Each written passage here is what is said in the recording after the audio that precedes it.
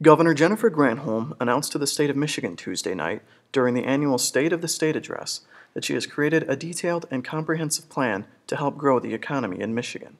But as many eyes throughout the state watched Granholm speak at the state capitol from the comfort of their own homes, a small group of protesters made their voices and opinions present, projecting themselves from the steps of the state capitol as Granholm spoke from within. Members of the Moratorium Now coalition to stop foreclosures and evictions gathered at the state capitol in effort to demand that a declaration of a state of economic emergency in Michigan be drafted, just an hour before Governor Granholm delivered her speech to the state. The demonstrators used banners, picket signs, loudspeakers, and handed out pamphlets to alert those traveling to and from the Capitol of their message. We were here 2 years ago. We were here last year. And here now today, the governor says that she's going to speak to the economic crisis in Michigan. Well, we're not only speaking to the economic crisis in Michigan, we're offering a solution to the economic crisis in Michigan. And part of that solution is to impose a moratorium on foreclosures and evictions and utility shutoffs right here in the state of Michigan. We got workers here, the automotive industry, the people that have worked year after year in the auto industry to make Michigan what it used to be. Can you bring that back? Bring it back tonight by helping the people.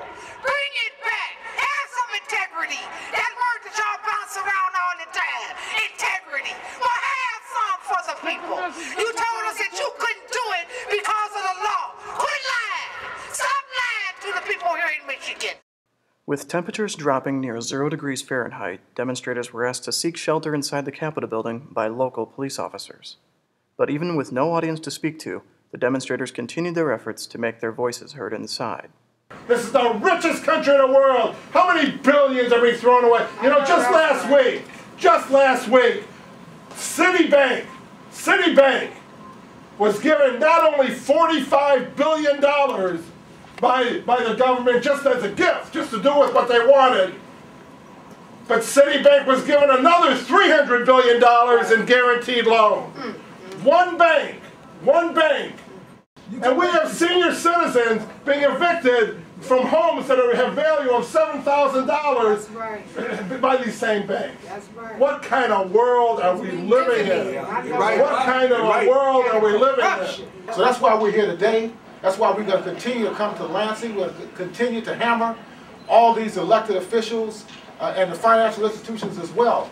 I mean, they have to come down from where they are right now. I mean, what they're doing, obviously, has not benefited the people. You know, we were here in September. We were here a year ago. We were here 2 years ago, and the conditions in this state and around the country have only gotten worse. When are we going to get an answer from those people? When are we going to get some people in there that's knowledgeable and care about the people? I want to know that. It's time for us to do outreach. As when it comes down to the working class people, we're going to have to pump that up now to bring them in. We're going to have to horse them all in because, as you can see, people, it's down to the wire. It's us versus them. And I mean, and that's just the bottom line for real.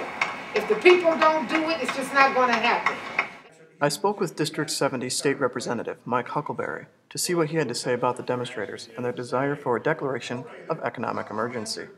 Yeah, do they want a declaration that says, you know, we're in an economic crisis? Okay. Do you think we need such a thing? There's no question we're in an economic crisis in the state of Michigan. And I believe tonight that the governor addressed them in a head-on, bipartisan manner.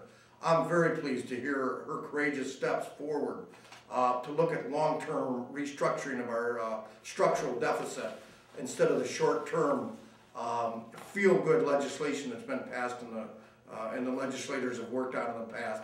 This is long-term, it's bipartisan, and it's intended to move Michigan forward. From the Capitol building in Lansing, Michigan, Corey Smith, Journalism 400.